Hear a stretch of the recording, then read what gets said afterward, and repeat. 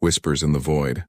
The abandoned research station horizon hung in the dark like a forgotten thought amidst the dust and debris of the asteroid belt surrounding Proxima Centauri b. The only light came from Dr. Alex Chen's portable scanner as he made his way through the twisted corridors searching for salvageable medical technology, station power at 15%. His AI companion spoke through his helmet comm. Approximately 43 minutes of life support remaining. Understood. Dr. Chen replied, adjusting his pack. Just need to check the advanced med bay, then we're gone. He'd come here on unofficial business tracking rumors of experimental regenerative tech that could revolutionize his work back on Earth. Colony 7, the United Earth Federation had abandoned this place after the Centauri conflict 3 years ago, leaving behind equipment too valuable to ignore. As he turned a corner, his scanner picked up an anomalous reading. That's strange, he muttered. Something's generating heat in Sector 4. Against better judgment, he diverted his path following the faint energy signature through increasingly damaged sections of the station. The walls here showed signs of weapons fire. Not just abandonment. Something violent had happened here. The signal led him to a sealed emergency pod, its systems running on minimal power. When he wiped the frost from the small viewport, he jerked back in shock. Inside lay a humanoid figure with distinctly purple skin, an Akathi. He whispered, recognizing the species from briefings during the conflict. They were supposed to be the enemy. Yet here one was apparently in stasis and injured. Military protocol demanded he report this immediately. The Akathi had been responsible for attacks on human outposts. Though the official war had ended, tensions remained high. The figure's eyes suddenly opened, revealing iridescent violet irises that seemed to pulse with inner light. Their gazes locked, and Dr. Chen felt an impossible sensation, like gentle fingers brushing against his thoughts. Help, a voice whispered directly in his mind. Please. The pod's systems were failing. He could see that now, the life support was minutes from collapse. Without thinking, Dr. Chen overrode the security. Lock. The pod hissed open, releasing a cloud of cryogenic vapor. The Akathi was female with delicate features and intricate markings along her temples. Her purple skin had an almost luminescent quality. She wore what appeared to be ceremonial armor. Now damaged and stained with silvery blood, a serious wound crossed her abdomen. I'm a doctor, he said, though he wasn't sure she could understand. I can help you. Her eyes widened. You speak, she replied in halting English. They said humans would only destroy. Not all of us. Dr. Chen quickly ran his medical scanner over her body. You have internal bleeding and tissue damage. I need to stabilize you before moving you. Why help enemy? She asked, her voice weakening. Dr. Chen prepared an emergency treatment pack. I'm a doctor before I'm a soldier. You're injured. That's all that matters right now. As he worked to stabilize her condition, she whispered, I am Aya of House Thalas, third princess of the Akathi sovereign. Dr. Chen paused momentarily, surprised. Royalty? That explained the unusual armor and the advanced stasis pod. Alex Chen. He replied, continuing his work. Doctor, not royalty. A faint smile touched her lips before pain made her wince. The stars aligned our paths, Dr. Chen. When all others sought my destruction. His scanner beeped, warning of station instability. We need to move. My ship is docked nearby. Can you walk? I will try, she said, attempting to rise, then falling back. The betrayers, they damaged something inside. Me, I've got you, he said, gathering her carefully in his arms, surprised at how light she felt despite her height. My ship has better medical equipment. As he carried her through the deteriorating station, he knew he was breaking every protocol established after the conflict. But something about her plea, the desperation in those violet eyes, had reached past his training to something more fundamental. Why were you here? He asked as they approached his docking bay. This station was abandoned. Years ago, sanctuary, she whispered. After the coup. When my family. She paused, pain crossing her features. When they killed my family, I escaped here. Old Peace Talks location. Thought it's safe. The implications hit him. The Akathi royal family overthrown. That explained the renewed hostilities along the border world's political instability following regime change. "You're safe now," he told her as the door to his small medical transport opened. "I'll make sure of it." As he secured her in the medical bay and prepared for departure, Dr. Chen knew his life had just become infinitely more complicated. Yet watching her rest her purple skin catching the light, he couldn't bring himself to regret his decision. Some choices transcended politics and war. Some moments defined who you truly were when no one was watching. This was one of those moments, and whatever came next, he would face it knowing he'd chosen compassion over fear. Purple hearts and broken parts. The soft hum of medical equipment filled the cramped cabin of Dr. Chen's ship as it drifted in the shadow of a gas giant 70 million kilometers from the abandoned research station. They had been here for 3 days while Aya's condition stabilized enough for further travel. "Your cellular structure is fascinating," Dr. Chen murmured, adjusting the regenerative field over her abdomen wound. "The way your tissues absorb the treatment is unlike anything in human physiology." Aya watched him work her violet eyes, tracking his movements with a mixture of curiosity and caution. "On my world we have a saying," she spoke softly. "Wounds of the flesh heal with time. Wounds of the spirit require something more." "Doctor," Chen glanced up from his scanner. "We have similar philosophies on Earth," he replied, "though I'm better at treating the physical kind." Her lips curved into a gentle smile. "Yet you heal both, Doctor," she said. "When you chose to save me instead of leaving me to die, you mended something broken inside me, something I thought lost forever." He looked away, uncomfortable with her gratitude. "I just did what any doctor would do." "No," she said firmly. "What any Akathi doctor would have done for a human enemy? Few would show such mercy." She attempted to sit up, wincing slightly. "My people and yours, they see only differences, only threats." Dr. Chen helped adjust her position. "Careful, your internal repairs are still fragile," he cautioned. "And maybe, I'm just not very good at following orders." "Orders?" she questioned. "To report any Akathi contact immediately," he admitted. "Technically, I'm committing treason by helping you." Aya's expression darkened. "Then why risk yourself?" The question hung. Between them, Dr. Chen busied himself checking her vital signs. "Because some things matter more than rules," he finally said. "Because when I saw you, I didn't see an enemy. I saw someone who needed help." He paused. "Because it was the right thing to do." Her purple hand reached out tentatively, touching his. "Among my people, we can share thoughts and feelings through contact," she explained. "May I show you something?" After a moment's hesitation, he nodded. The touch intensified, and suddenly, Dr. Chen was flooded with images. A magnificent crystalline city, beings with purple skin moving through grand halls, a family gathering, a sense of belonging and purpose. Then darkness, betrayal, weapons fire, screams and blood running, hiding fear. He gasped, pulling away. "What was that?" "My memories," she said, tears forming in her eyes. "The coup. The day General Thrawn decided the royal family was too peaceful, too interested in diplomacy with humans." Her voice broke. "My parents, my siblings all executed while I escaped. I was meant to continue our legacy of peace." Dr. Chen sat beside her, processing what he'd witnessed. "I'm sorry," he said inadequately. "I had no idea." "Few humans do," she replied. "Your leaders are told we unified behind a war agenda, but many Akathi oppose Thrawn's military rule. Many wish for the peace my family worked toward." The ship's communication system suddenly chimed, breaking the moment. "Incoming transmission," the AI announced. "Origin Earth Colony 7 security forces." Dr. Chen tensed. "I need to answer or they'll become suspicious." He looked at Aya. "Can you move to the cargo hold?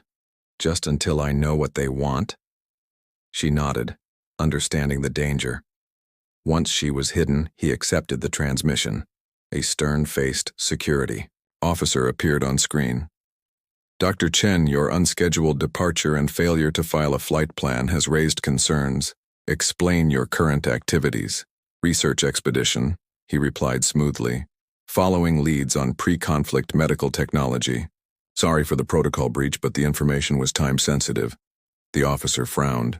Your credentials are the only reason you haven't been detained. Doctor, return to Colony 7 immediately for debriefing. Understood. Dr. Chen agreed. Just need to secure some sensitive materials. First jumping point in approximately 48 hours.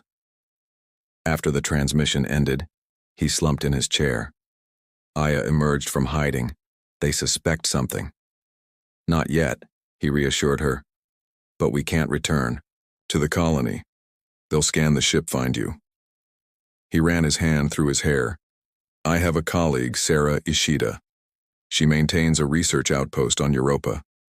It's independent territory, not under direct Federation control. You would continue to risk yourself for me? Aya asked softly. Dr. Chen looked at her, realizing how much had changed in just 3 days. How this purple-skinned royal from another world had somehow become someone he couldn't abandon. I started this. I'll see it through.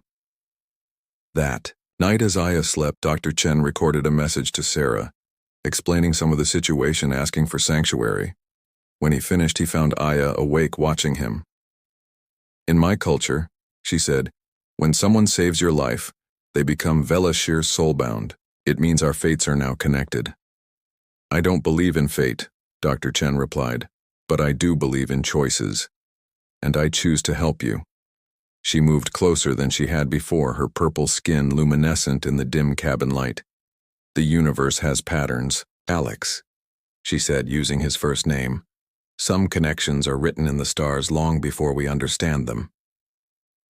As the ship drifted through the darkness toward an uncertain future, Dr. Chen found himself studying her face. The elegant curve of her features. The determination behind her eyes. He realized with startling clarity that he no longer saw her purple skin as alien, but simply as beautiful. Rest, he said gently. Tomorrow we change course for Europa. Tomorrow we find you sanctuary. And you? She asked. What will you find tomorrow? He had no answer, but as their eyes held in the quiet ship surrounded by endless stars, he felt something shift between them. Something neither human nor Akathi, but something new. Something with its own, gravity pulling them inevitably closer. Neither spoke of it, but both felt the change. As surely as her wound was healing, something else was growing in its place. Something neither had expected, but neither could deny. Something that transcended the boundaries of their worlds. Between stars and scars. The Europa research outpost appeared against the icy landscape, like a collection of silver bubbles connected by transparent tunnels. The gas giant Jupiter loomed enormous in the sky, casting everything in a soft amber glow. As Dr. Chen's ship docked at the private landing pad, Sarah's waiting for us, Dr. Chen told Aya as he helped her prepare for disembarkation. Her wounds had healed remarkably over the past week, though she still moved with careful precision. She's eccentric but brilliant. One of the few people I trust completely. Aya adjusted the human clothing he'd provided her. The loose garments concealed most of her purple skin, though nothing could disguise her luminescent eyes. Will she not fear me? Report me? Sarah left Federation service years ago after disagreeing with their research ethics, he explained. She values discovery over politics, and she owes me a favor. The airlock cycled open, revealing a tall woman with wild gray hair and intense eyes. Alex Chen, she declared. Still finding trouble in the darkest corners of space, I see. Sarah, he greeted with genuine warmth. Thank you for this. Her sharp gaze immediately fixed on Aya, studying her with undisguised fascination. So this is your Akathi princess extraordinary, she approached without hesitation, extending her hand. Dr. Sarah Ishida, xenobiologist and apparently now conspirator. To Dr. Chen's surprise, Aya took the offered hand. I am Aya of House Thalas. I am grateful for your sanctuary. House Thalas. Sarah repeated with raised eyebrows. The peace advocates, the delegation that proposed the joint research initiative before. She paused, before things went badly. Before General Thrawn murdered my family and declared humans the eternal enemy. Aya finished quietly. Sarah nodded soberly. Come inside, both of you. The fewer eyes that see our purple guest, the better. The interior of the research outpost was surprisingly comfortable. A central hub connected, several laboratory spaces and living quarters with large viewports showcasing Europa's stunning ice formations. You'll meet Cooper later, Sarah explained as she led them through. My security specialist knows nothing about our visitor yet, but he's discreet former Federation Special Forces until he developed too many inconvenient opinions about the conflict. Can we trust him? Dr. Chen asked. Sarah smiled enigmatically. Cooper has his own reasons to distrust military authority. Besides, he's sweet on my AI administrator Arya, and she already knows about our guest. As if summoned, a holographic figure materialized beside them, a translucent woman composed of swirling blue light. Welcome, Dr. Chen and Princess Aya, the AI greeted. I've prepared secure quarters and established a biosignature mask to conceal Akathi life signs from standard scans. Arya is quite advanced, Dr. Chen observed. I designed her myself, Sarah said with obvious pride, beyond Federation protocols, which means beyond their control and monitoring. Over the next several days, Aya's strength returned fully. She spent hours with Sarah discussing Akathi biology and culture, while Dr. Chen catalogued the remarkable healing properties of her cellular structure. Cooper, a broad-shouldered man with a cybernetic eye, eventually joined their conspiracy, accepting Aya's presence with little more than a raised eyebrow and a comment that the universe gets more interesting every day.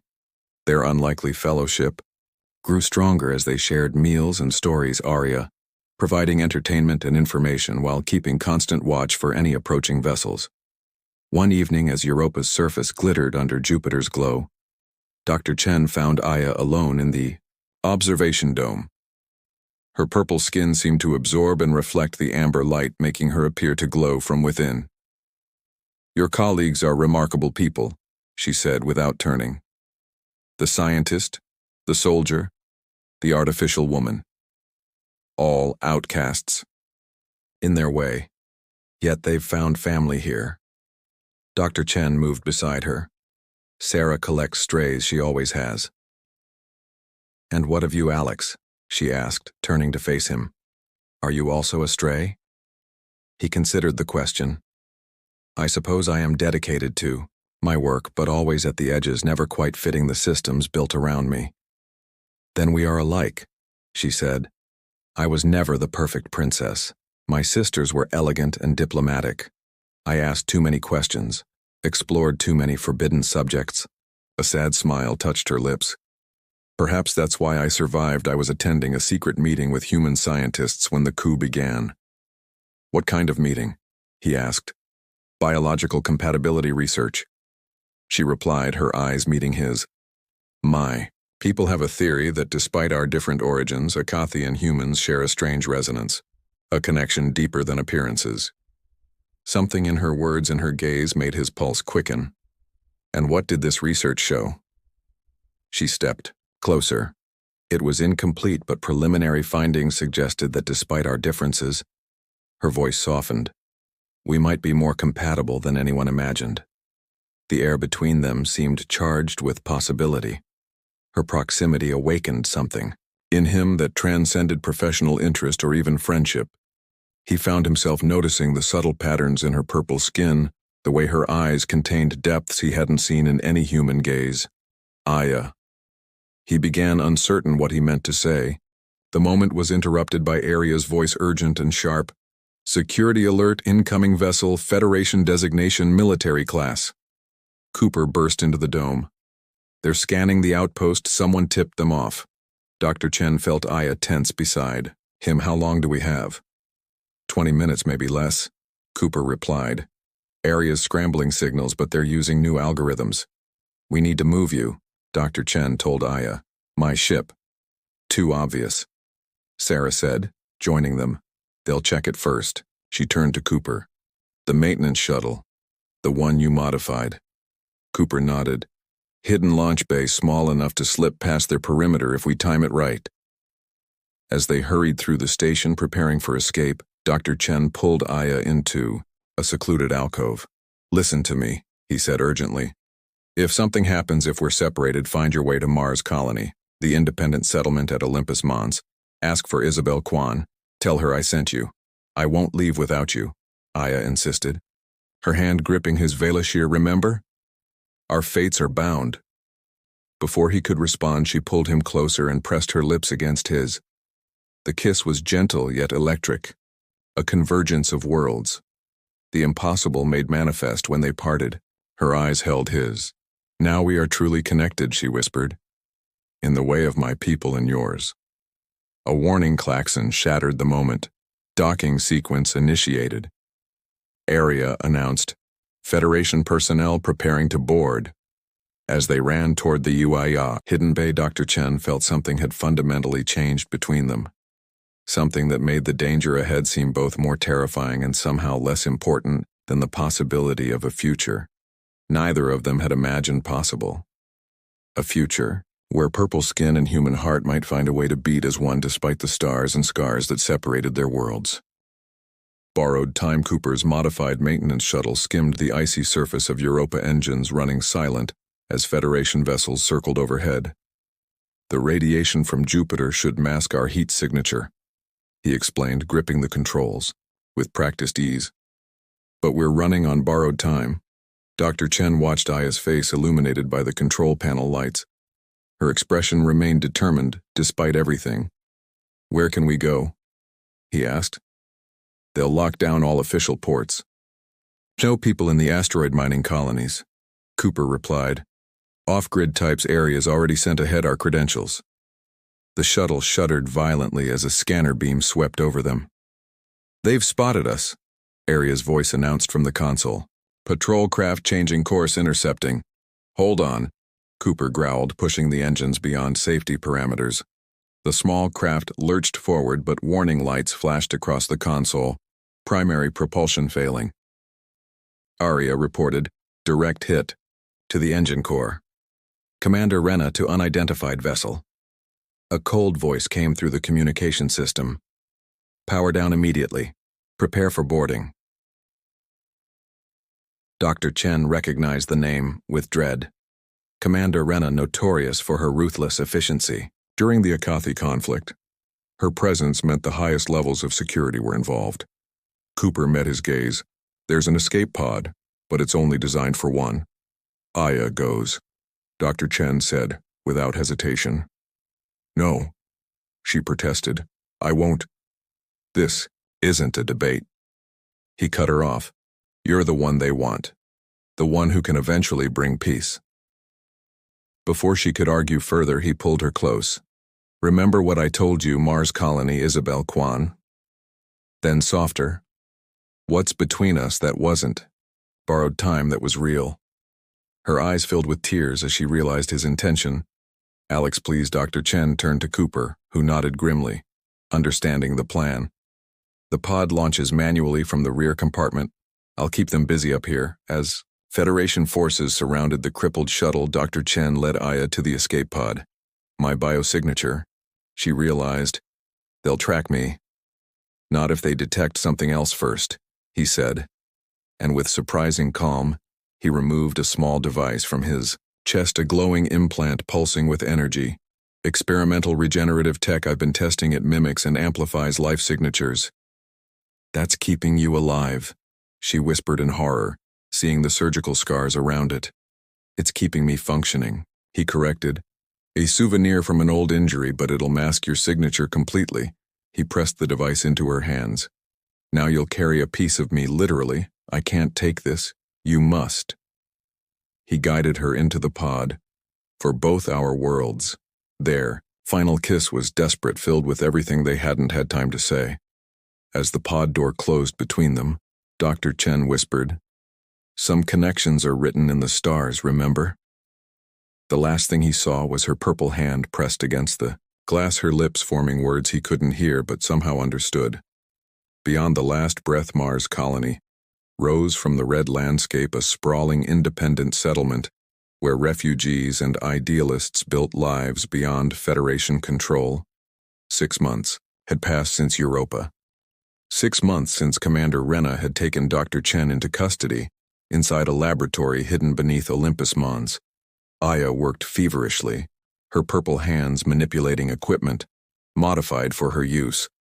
The cellular regeneration is holding, she told Isabel Kwan, the geneticist who had welcomed her on Alex's word, but the neural pathways are still unstable. We're attempting something never done before, Isabel reminded her, merging Akathi healing technology with human biology. The door slid open as Cooper entered.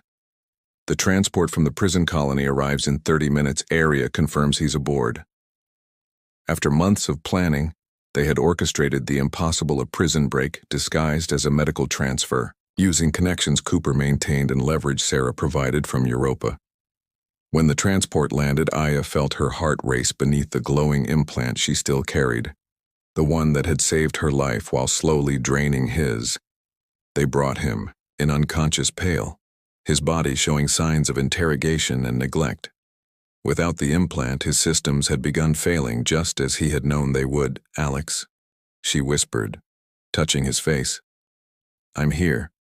The medical team worked through the night, Aya directing the integration of Akathi healing compounds with Isabel's genetic modifications. As dawn broke over the Martian landscape, she placed her hands on his chest and focused her energy, the royal gift of her bloodline, not just reading memories but sharing life force. Come back to me, she commanded. Vela Shir, our fates are bound. Remember? For one terrible moment, nothing happened. Then his eyes opened, finding hers immediately. Aya? He whispered disbelievingly. How? You gave me your breath, she said, tears falling onto his chest. Now I'm giving you mine. Later, as recovery progressed, they stood together, watching the Martian sunset. A message had arrived from Sarah. Contacts within the Federation reported growing resistance to the conflict. Leaked information about General Thrawn's coup gaining traction. The truth spreading. There's a delegation coming, Aya told him. Akathi resistance leaders, Federation moderates, they want to talk peace. Dr. Chen looked at her purple, hand entwined with his, and you'll lead them. We'll lead them, she corrected. The princess who learned humanity from one man. The doctor who saw beyond purple skin to the person beneath. He touched the place where his implant had been, now replaced by something new. Something that combined both their worlds. Some connections really are written in the stars, she smiled, the violet of her eyes catching the fading light.